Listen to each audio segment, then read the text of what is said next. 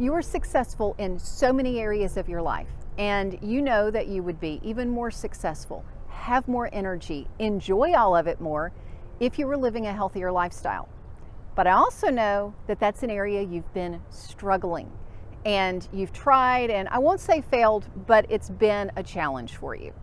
That's why I'm doing this 3-part series to help you put the things together so that your health and fitness goals this year actually work for you. We've talked about focus already. We've talked about setting up your environment. And today we're talking about getting support.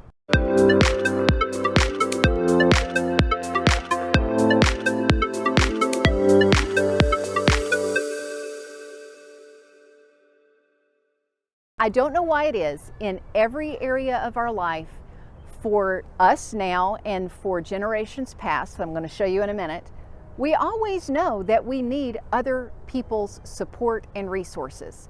We know that totally being a lone ranger doesn't work, but somehow in our health and fitness, we feel like we should be able to do this on our own. We should be able to do this without any friend or accountability or anything. And before I give you some of the ways to get support, and they're not just what you normally think of, there's some creative ways we're going to talk about. I want to show you inside the fort and how they knew hundreds of years ago that having support was critical. This is at Mansker Station, and you can see the buildings here, and these were not built by one person, and the fort was not designed for one person. It was designed for multiple people living in community, supporting each other, gardening together, farming together, hunting together. There's obviously a common area in the middle for everybody to gather. They weren't doing it alone. And there's no reason for you to do it alone either. So let's talk about some fun ways to build in support. Walk and talk. And that is something that you can do if you're walking at the park by yourself, taking your phone and catching up with a friend. Or what I have seen here this afternoon as I've been out filming, so many people out walking with another human being, not looking at their phones, not distracted by something else, but talking with someone. And the really cool thing about that, whether it's walking and talking with somebody or playing a tennis match or anything that involves other people, is you have accountability built into it because other people are depending on you to show up. Go walk with a coworker, and that can be on a face-to-face meeting. Let's say you're still working from home, not a problem.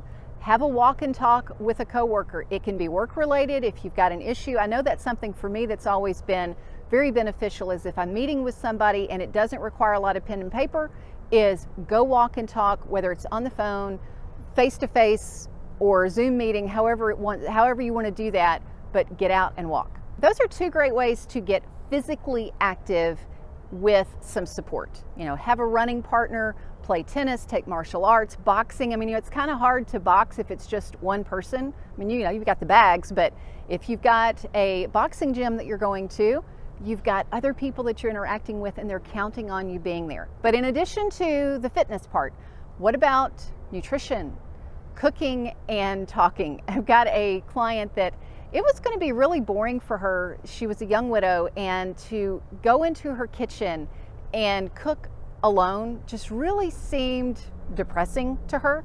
But being able to either get with friends and do it, or like I do a lot of times, I'll hop on the phone with a friend I want to catch up with and get some batch cooking done while I'm talking.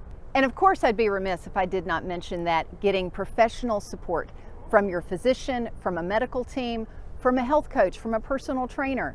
Getting that kind of support can really speed up your process, because one of the things that is overlooked quite often is focus equals momentum, but also expertise equals momentum.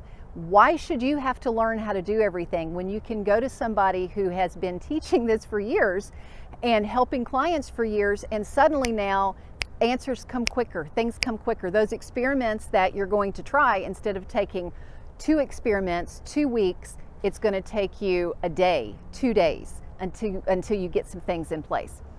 Also, talk with your family. This is critical, because You don't have to have all of your family on board with everything you're doing, though that of course would make it easier. But it is important for them to understand what you're doing and understand how they can support you. If you don't hear anything else in this video that we're talking about on Get Support, is who are you going to ask for support in family and friends, and then ask them. When are you going to ask them? How can they help you? And when are you going to ask them to help you? Because they cannot read your mind. They don't know what it is that you need.